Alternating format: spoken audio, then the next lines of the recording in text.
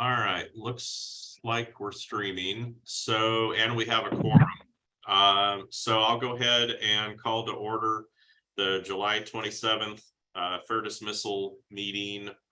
We're here to take a look at moving an OAR out for public comment. Sarah, you have role taken, I believe, based on who's shown up. We do have, I believe, one new board member that I don't remember seeing. Sasha, if you want to introduce yourself a little bit to all of us. Okay, I'm Sasha McCann. I am a non-affiliated member, but I am a biology instructor at Blue Mountain Community College, and I'm also our union president. And so it was through the work of navigating grievances and retrenchments that kind of pointed me in the direction of the FDAB group. All right, thank you very much. We'll try to go through. We can introduce ourselves so you know who all of us are. I'm Bob Sconce. I'm one of the teacher reps. And then let's start with ODE staff. They can introduce themselves to you. Hi, Sasha. I'm Emily Nazarov. I'm the Government and Legal Affairs Manager, and our team helps staff the state board. And I'll let Sarah go. Hello, my name is Sarah Arbuckle. I use pronouns she, her. I'm executive support for the Government and Legal Affairs Manager, Emily Nazarov, and therefore I help facilitate the logistics for the FDAB. And sorry, I meant Fair Dismissal Appeals Board. We also staff the state board. All right, we have two DOJ attorneys with us. I'll let them introduce themselves to you. Good afternoon, everybody. I'm Lisa Umscheid. I'm one of the AAGs in the Labor and Employment section at DOJ, and we provide legal services and advice to the board, including helping draft the decisions in the opinion in the cases that you decide.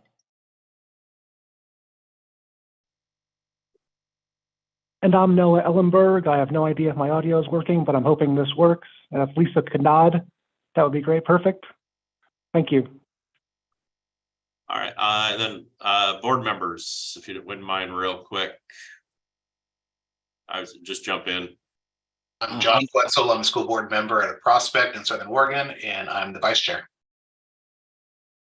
Samuel Adrabo, Corvallis School Board member and also president-elect of Oregon School Board Association. On my other role, through my job, proud member of affiliates of the American Federations of Teachers with my teaching job at OSU.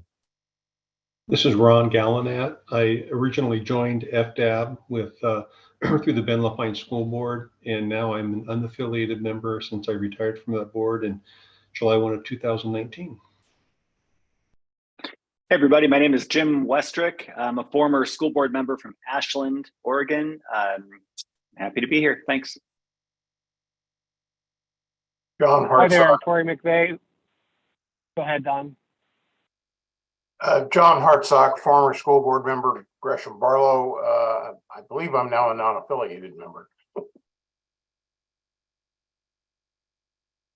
Hi, Tori McVeigh from the North Clackamas School Board. Hey everybody. Oh. Go for it. Hi, Elaine Placido, Rainier School District. I'm Cameron Pope. I'm a teacher in Roseburg. I'm Laura Latham. I'm a teacher in the Phoenix Talent School District in Southern Oregon.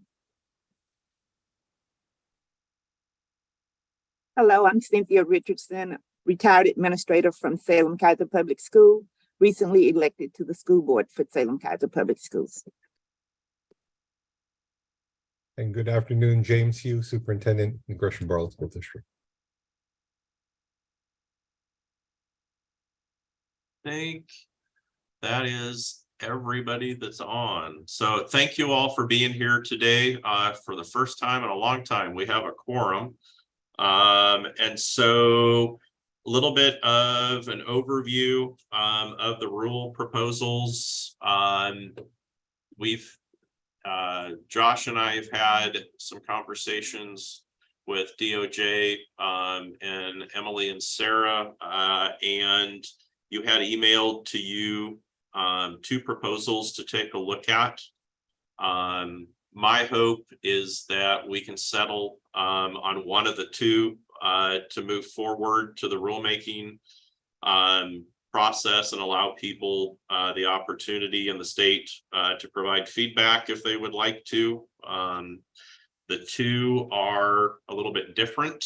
As you can see from what's there, we're going to move into executive session to talk about the legal advice from Department of Justice. And then when we come back out, we'll be able to have the board discussion about it, and then to try to vote one of those forward. Anything else that, at least for this part, that Emily, Lisa, Noah, you want to make comments about those pieces? Yeah, this is Noah. I would just want to, Kai, do you mind if I just introduce the two options before the board? And No, that's fine. Go ahead. sure. So you have two different proposals before you.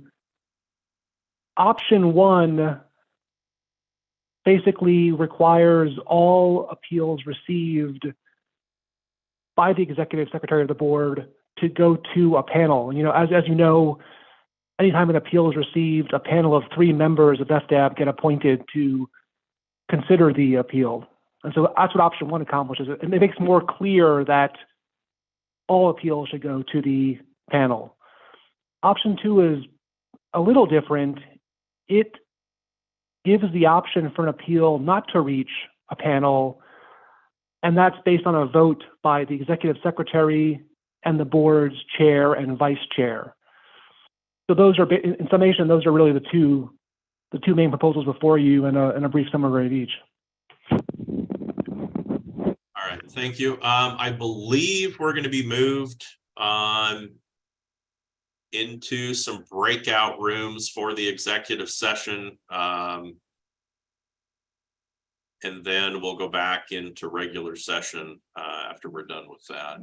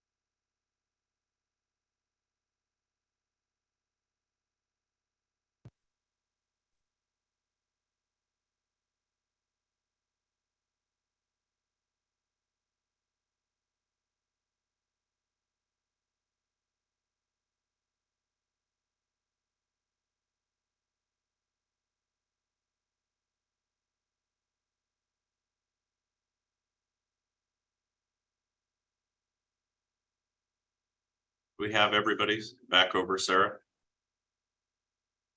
Okay. Correct. All right. I'll go with put us back into our regular session.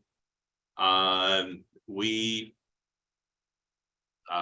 at least following Robert's Rules of Order, need to, I believe, have a motion before we discuss something. I can make a motion for you, Bob. I move that we adopt option number 1 for purposes of discussion for our rule. Do we have a Ron Gallinet, I'll second it. okay? We've had a couple seconds, so whichever one you want to pick, Sarah. All right, Lisa. Yeah, I just wanted to maybe ask if the motion could be clarified. So the board right now can't adopt a rule. This is just a vote to advance a proposal to public Rulemaking. comment and all of the procedures that are required to adopt a rule. So that's technically what the motion is. I will move that we propose option 1 to the rule through the rulemaking process.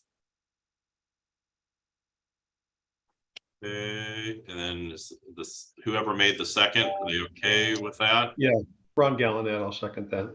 Okay. And then just to get in there before I get to the questions and comments with it. So this is the option that requires all appeals to go to a panel for review. And then it has a clarifier that does not allow the executive secretary to deny or dismiss any appeal with that. So questions or comments from the board. So Sammy, I've got you first. You're muted. Thank you, Bob. I would like to comment on the motion, option 1, and as an overall acknowledgement of the motivation behind both options, which is which is basically both options intend to clarify to staff how to proceed with any appeal and help provide a clear path toward jurisdiction determination. If it is the will of the majority of the board to advance this for the process, I will support it. However, I do have some concerns on option 1 relatively to option 2. If we would apply the equity lens and ask what are the possible unintended consequences or who could be hurt by this procedure, I can have possible answers here. Someone who might lack a proper legal representation or access to legal representation in a prompt manner might end up in front of the FDAB and may lose their jurisdiction to appeal elsewhere within timely manner.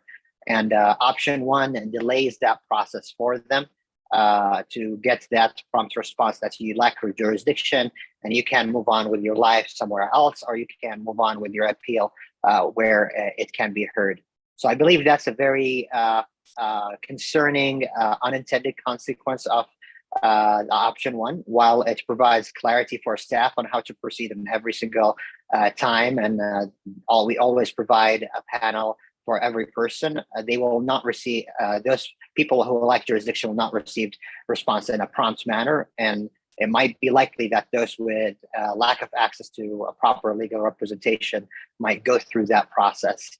So I just want to note that since we are going to hearing from the community and from the public, I believe it is proper for us to hear the pros and cons from the community before we make a final determination. But those are my initial thoughts. So just to follow up a little bit, can you explain why you believe that there'll be a delay if we make that adjustment to the rule proposal? Absolutely. So let's compare the status quo and option 1 and option 2. The status quo, they receive a response immediately from the executive secretary or very prompt. So there's only one step. In option 1, the steps is basically you have to go through a panel and then the panel needs to meet, determine the hearing, and then you respond. Option 3. That's not accurate. Okay. Please, if you could clarify. Yeah, just to clarify, so it's been inconsistent sometimes, sorry, we have a train near my office. Sometimes there is a panel assigned to deal with jurisdictional now. Sometimes there's not. And so this just makes it so that it will be the same process for every appeal that comes in. I also want to jump in on that a little too, just looking at our panel makeup. We're not changing or proposing to change any rules for our looking like we're changing rules for processes. So the panel selection will still be out of the 3 categories no matter what. And so we can guarantee that somebody is representative from 3 of the categories afforded to them. And I actually think this makes for better equity because it does put 3 people in front of the person instead of 1. Our timelines also are not changing. So we still will be bound by timelines for responses once an appeal comes in. So I think you bring up some great questions and equity, but I actually feel like this is going to be serving the teachers better because you're going to get more people from a more diverse group making determinations before proceeding, whether on jurisdictional things. I also want to add that I do believe that option 1 is clearer, cleaner when it does come to this process, allowing for the panel and the board to do the work and just keeping it super clear so that in the future, all cases that we do have jurisdiction over are heard. Noah. Yeah, I just wanted to jump in to address Sammy's concern. I don't think anything under option 1 prevents the executive secretary or the panel from raising the jurisdictional issue to the appellant very quickly. So even though the executive secretary will be directed to send things to a panel as soon as practicable, that doesn't prevent the secretary from explaining options to the appellant, and it certainly doesn't prevent the panel from quickly explaining options to the appellant.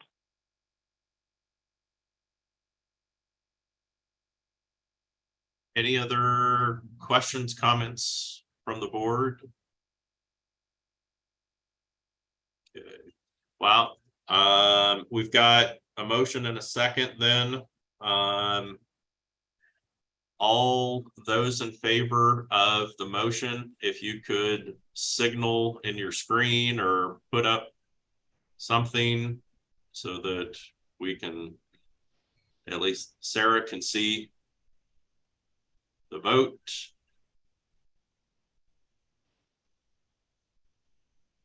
Okay. Got Sarah, it. this is Tori. I couldn't get into Zoom. I vote for the motion. Okay, any opposed?